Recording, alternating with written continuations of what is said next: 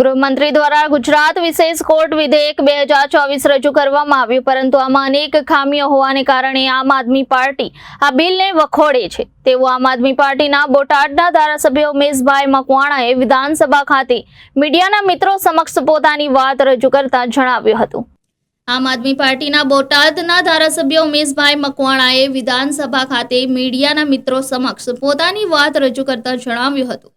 આજે ગુજરાત રાજ્યના ગૃહમંત્રી દ્વારા ગુજરાત વિશેષ કોર્ટ વિધેયક 2024 લઈને આવ્યા હતા।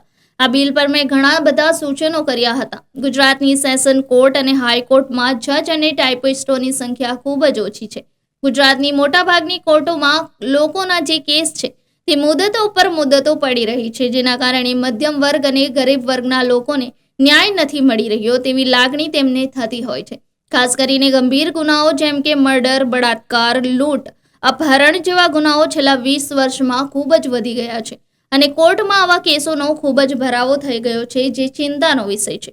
સરકારના માનીતા જજોની નિમણૂકને કારણે સરકારના માનીતા સ્પેશિયલ પીપી વકીલના નિમણૂકને કારણે ગરીબ અને મધ્યમ વર્ગના લોકોને ન્યાય મળવામાં મુશ્કેલીઓ સર્જાઈ રહી છે। આજે માનનીય ગૃહમંત્રી દ્વારા ગુજરાત વિધાયક ક્રમાંક નંબર 15 ગુજરાત વિશેષ કોર્ટ વિધાયક 2024 લઈને આવ્યા। એમાં મેં ગૃહની અંદર આ બિલને લઈને ઘણા બધા સૂચનો કર્યા છે।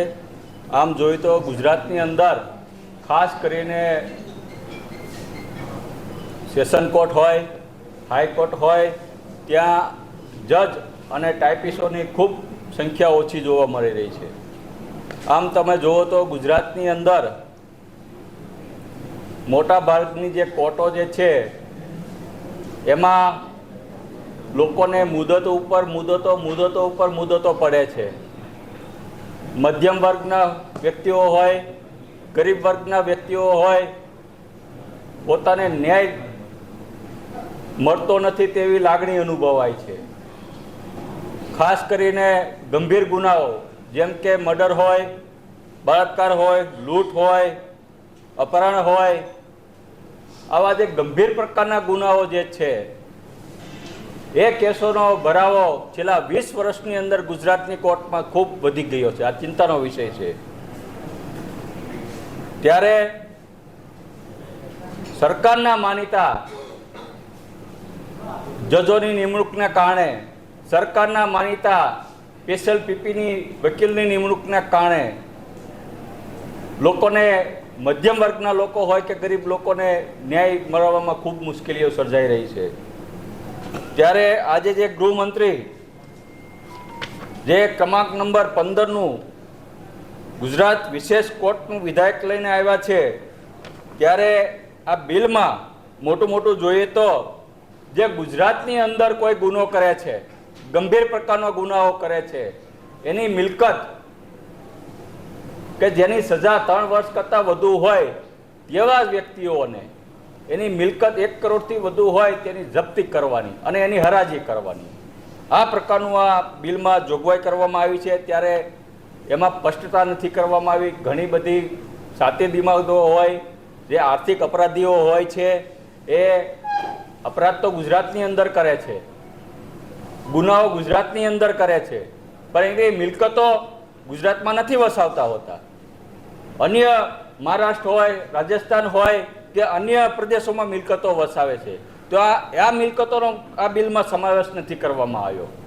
સાથોસાથ જે આર્થિક અપરાધીઓ હોય છે, જે ખૂબ મોટા કૌભાંડો કરે છે, જીએસટીના કૌભાંડો કરે છે, તો એવા લોકો વિદેશોમાં મિલકતો વસાવતા હોય છે, એના હજારો કરોડના ટ્રાન્ઝેક્શનો થતા હોય છે, ખરબો રૂપિયાનું ફ્રોડ કરતા હોય છે, બેંકોનું ચીટિંગ કરતા હોય છે, તો એની મિલકતો વિદેશોમાં હોય છે, અન્ય રાજ્યોમાં હોય છે, તો આવા આર્થિક અપરાધીઓ હોય છે તો એની પણ મિલકતો કેમ જપ્ત કરવી એનો પણ આમાં બિલમાં ક્યાંય સમાવેશ કરવામાં આવતો નથી। એટલે કે આ જે બિલ લઈને આવ્યા છે એ ઘણું બધું ખામીવાળું છે।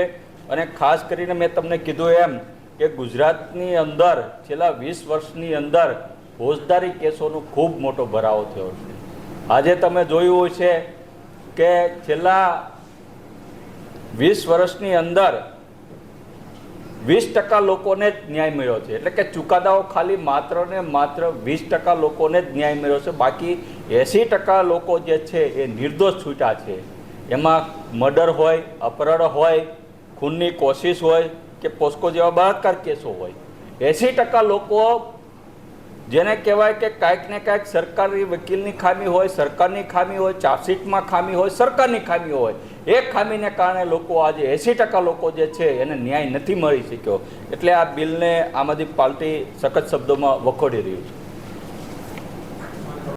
Bureau report Janadesh news, Gandhinagar.